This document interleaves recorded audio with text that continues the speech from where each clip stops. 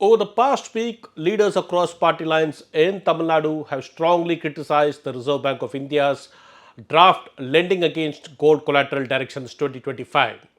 From Chief Minister M.K. Stalin to opposition leader Edappadi Palaniswami, everyone except those from the BJP is arguing that these new guidelines will put the poor, middle class, and farmers in a tight spot. So, what is driving this debate, and why is it such a hot button issue?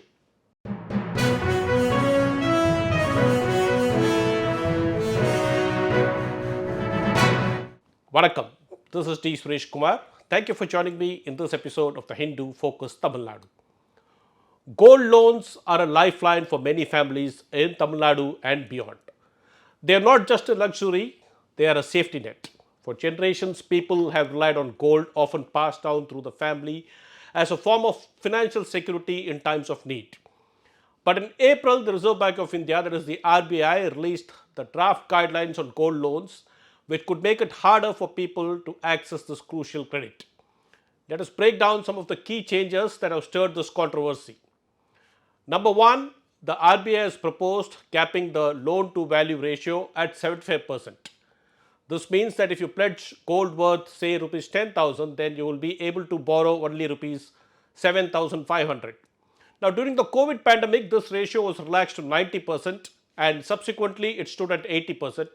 But now people will get 5% less for the same amount of gold. Number two, to access a loan, borrowers will now need to show proof of ownership of the gold that is being pledged. This means submitting the original purchase receipt.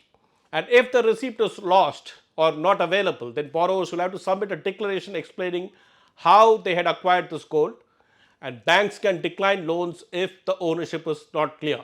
Point number three, the RBI has also suggested capping the total amount of gold that can be pledged by a borrower at 1 kg.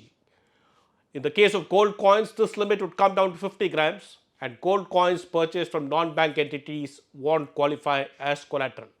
Point number four, loans will now be provided only against 22 carat gold. The yellow metal of lower carat value will be adjusted as per the 22 carat value. Likewise, if you pledge, say, 24 carat gold, it will be valued as 22 carat. Essentially, in the latter case, higher purity gold will be assessed at a lower value. Now, naturally, these guidelines have sparked a backlash from political parties in Tamil Nadu. Chief Minister Stalin, who has described gold as a shield against life's uncertainties for the poor and middle class, has been very vocal in his opposition. He has argued the RBI's proposed restrictions will make it even harder for families to access credit and dignity. Stalin pointed out that many families are trapped by loan sharks or forced to turn to predatory loan apps. The last thing they need now, he said, is more restrictions that will push them further into these exploitative traps. Stalin has also emphasized that gold-backed loans are crucial for small farmers who often lack formal land titles or verifiable income records. Now, these farmers rely on gold loans to fund agricultural expenses during critical periods like sowing and harvesting.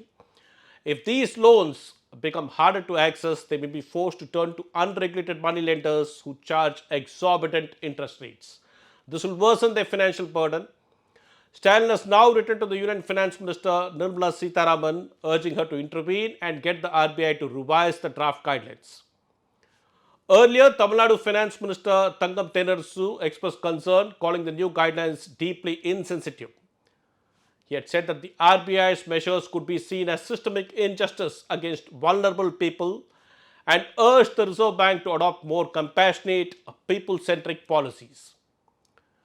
Not just these two leaders, but also the leader of opposition and ADMK General Secretary Edappadi Palaniswami, who is actually part of the ruling BJP's alliance, was among the first to demand the withdrawal of the RBI guidelines. Palaniswami said that gold loans are relied upon by 80% of the country's population, particularly the poor and the middle class. And he said the RBI's proposals would harm these groups.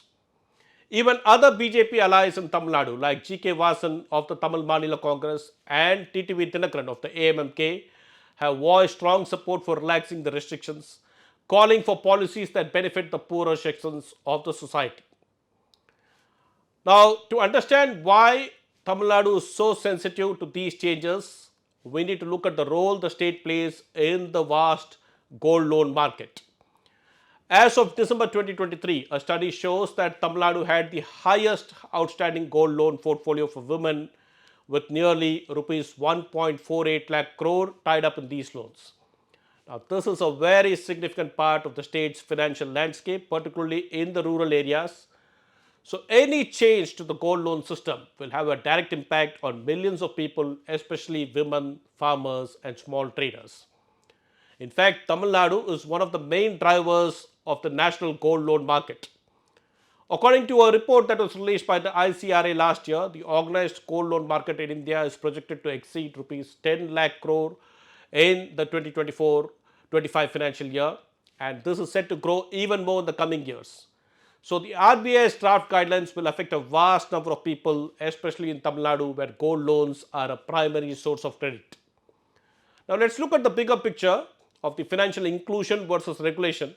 While the RBI's intention behind these guidelines is to reduce a risk of financial institutions, the political backlash highlights a fundamental concern: the need to balance regulation with financial inclusion. On one hand, stricter lending guidelines may help prevent defaults and curb overexposure by banks. But on the other hand, they could undermine a critical safety net for millions of poor middle class families and farmers who rely on gold loans to meet urgent financial needs. So, what is the way forward? The key challenge here is finding a middle ground. We need regulations that protect vulnerable borrowers from exploitative moneylenders while also ensuring that they have access to the financial services which they need. This debate is far from over, but what is clear is that this issue touches the lives of everyday people, and finding the right balance will be crucial. Let's see if the RBI re-examines its draft guidelines. On that note, this is D. Suresh Kumar signing off. I shall meet you in another video. Thank you.